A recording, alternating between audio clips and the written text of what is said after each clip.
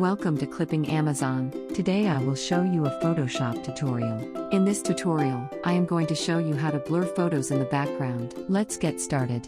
First of all, open this image. Press Ctrl J to duplicate the same layer. Right-click on this layer and choose Convert to Smart Object. Now go to Filter Blur and select Radial Blur. Here blur amount 15 and enable Zoom Blur method. Press OK. Now add a mask to this layer. Take the brush tool and the foreground color should be black. Now remove the blur on the picture like this perfectly.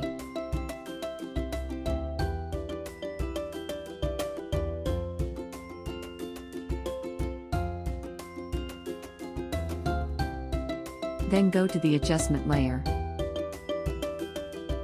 Choose color lookup here, select Horror Blue 3DL to make the image more beautiful. If you want to brush again,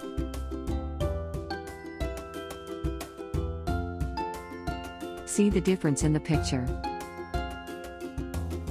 Thanks for watching.